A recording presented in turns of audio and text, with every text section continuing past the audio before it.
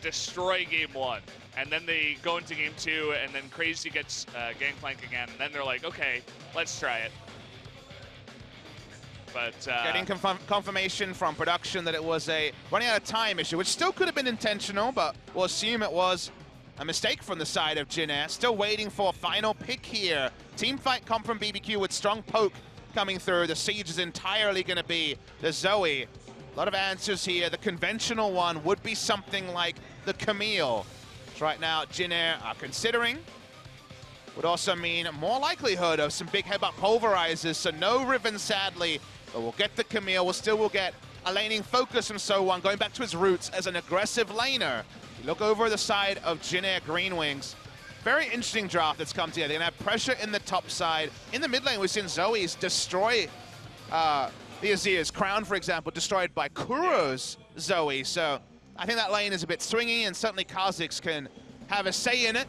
Whereas bot lane, normally you'd be in favor of the Kalista in the laning phase, but I feel that Wraith is very polished on Alistar, and Teddy could not be in better form on the Ezreal. Yeah. So while we don't necessarily have winning drafts, you look at Jin Air and say, okay, you're putting together some of the greatest hits of what worked against MVP. Let's see if you can roll it back and do the same to a BBQ roster. I definitely think Umti's going to have to step up a little bit here. He's going to have to help out Justice in the mid lane. He's going up against Tempt, right? You mentioned it before. It's not just the Zoe, but Tempt is one of the better mid laners that we do have in Korea right now. A lot of the top guys really respect this guy and say he is one of the best. And you put him on a very mechanical champion like Zoe in a matchup like this, Umti is going to have to help out there. You can also look for dives up in the top lane against Gangplank if they want to make something with that and get the ball rolling with Camille. So I think there's going to be a lot of pressure on the junglers in this matchup. Very high price on the jump to sidestep the Dazzle. You know, if you're ever baiting out your E, you might have to sidestep the Dazzle. So no free boots this time for Teddy. And we're seeing less people pick up the free boots mastery, or rune, I should say, over time. Okay, we got Umti hanging around, but already running over a ward. You got Trick over here as well. They're looking for first blood. He interrupts the leap. Stopwatch, though, is available. He wants to get on top. Very nice. Emperor's Divide will mean that he gets away for now, but forcing that flash out as well. First blood in the top lane. We actually missed it.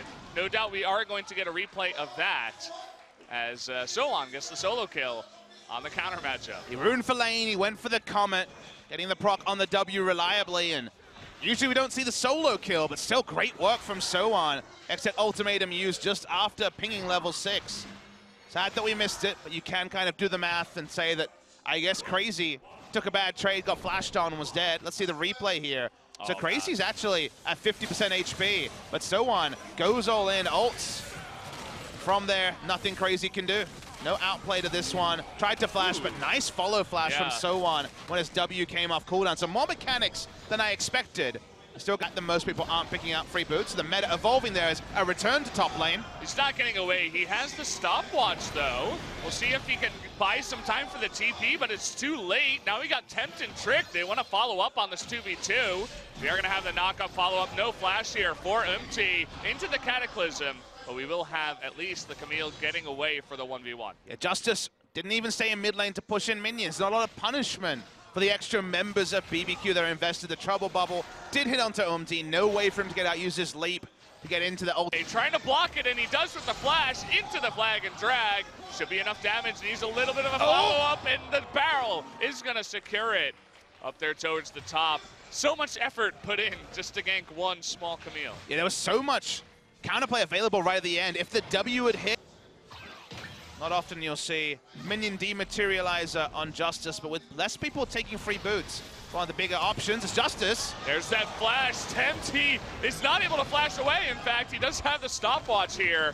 And 1Q should do it. They're going to give the kill over to Azir. Probably a smart idea to get the Azir ramped up. It gets Justice back into the game. I love the confidence from one of our more rookie status players to actually go in aggressively, trust in the scoop range of the ultimate and make that work. Credit to Justice, who, of course, is sharing that starting spot with Grace as well. Jin Air confident enough in him to give him an extended run in the team, and so far, I would say there's not that much to separate Grace and Justice. Bit of damage here, 1v1 is versus Trick, and even a TP coming in. They want to go onto this. The leap is down. He does have his flash, but he's going 1v1. The stopwatch comes in. Oh, but the Trouble Bubble is going to get it. He flashes for the kill. And in the end, it's a 1-for-1 trade. They give another kill over to the Zoe, and he loses his flash. It ends up being advantage BBQ because Trick didn't have to use a summoner there. The teleport was to mid lane anyway, so nothing is... My criticism of KSV yesterday when they were running Nars, I'll hold the point. Big headbutt pulverize, what does it mean? Yeah, it's 4-on-2 right now. Wraith is getting pretty tanky, but you can see that they're still scared about the engage. The Trouble Bubble is going to land on a Wraith, and it doesn't matter how tanky he is. Now it looks like Justice is going to get caught out here. That's going to be a free 2-for-0 in a botched engage. Not going for that one, and BBQ is going to go for the Baron now. Yeah, Jinna just got too aggressive. Wraith went for the headbutt pulverize, and they all had to think about it for a second. They weren't sure what to do. Baron's down to 5,000. equal level with Trick. He's going to go for the 50-50. It's going to be up to him. He's going to try to go for the combo. He gets Ezreal. doesn't look like he's confident enough. He doesn't want to go in.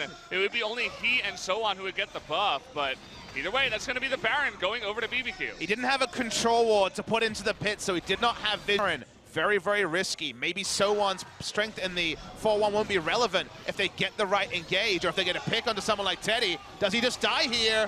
Looks like he does. It's one-hit damage out of the Zoe. That's what happens when you're an 80 carry in this meta against the Zoe. You are going to get one shot. Down he does go. So they lose their Ezreal. Definitely going to have a harder time pushing out this push. Insane stuff from Temp. Knew that with the flash, he had a very good chance of killing him. The one shot felt like it will be real. It certainly is. And with Teddy dead, it doesn't matter how strong Sowan is. Sowan's recalled, and BBQ, they want to at least ruin the base. 2 inhibitors is a good start to that. And they still have the Baron buff for 2 minutes 30 with Elder coming up in 30 seconds. So they're going to go back, head towards the Elder, and try to go for a follow-up push, perhaps even take out 3 inhibitors here. Let's get another replay of this, why don't we? Yeah, the Trouble Bubble hits, and if you remember Teddy's interview, Valdez, what did he say? He said very clearly, if you're playing Vayne, I believe in tumbling forward. He does like to take risks. He tries to outplay. He does. Another super minion's going to come in from the right side, but they're going to go for the engage. Wraith trying to go in, but it's not going to work out. They don't have any follow-up.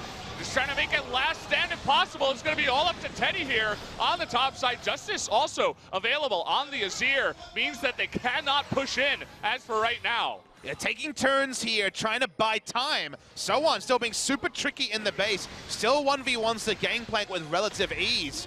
Still headaches, I hear an ultimate. Yeah, they're gonna push on in, and wow, they get the flash. Watch the down. turn. Yeah, Umti coming from the left side too. Justice flashing away. You can see that Kalista getting really, really deep, but they can't take him out. Umti not able to do the job on the backside. Is gonna have to just leap away, but he may not get out of this one. Just not having to escape, only his flash. But now he's gonna be running up towards the top side with minions in the base.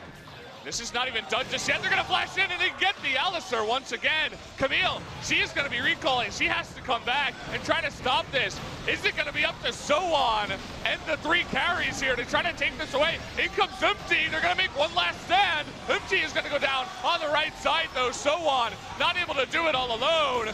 We'll see if they can get it, though. Trick getting pretty low. The Guardian Angel going to be procced, and now it's all up to Teddy 1v4, and he cannot do it. Sowan after the GA goes down. That's going to be game number 1, a flashy finish, and they finally do it. Zoe, the MVP of that game. Absolutely, Valdez. Zoe put them over the edge in every single way there. The Taric was also a masterstroke, and Umti's Kha'Zix could not get enough work done early to just be a ward in the late game. Unfortunately for him, had no threat, could do nothing to the full tank Jarvan. Felt like BBQ really put their draft together well, but the Zoe playing oh so well. The Trouble Bubble onto Teddy probably took about 15 minutes off the game time required because they got 2 inhibitors when everyone was alive from the side of Jinair Greenwings. So congratulations to BBQ. Anyone thinking this will be a short night has sadly been mistaken. Jinair Greenwings go down in game 1, and the man on your screen, Tempt, is the big reason for it. This is all going according to my plan, Papa. BBQ takes 1 game, kind of a wacky one. Zoe with this power against the composition that Jin Air drafted. But I think in game 2, they have a lot of information to absorb and say, okay, we can't do this. We can't let the Zoe go through and draft a similar composition. We need a counter. And maybe Jin Air just goes back to their, super defensive, let's go to 70 minutes composition, and they take 2 very slow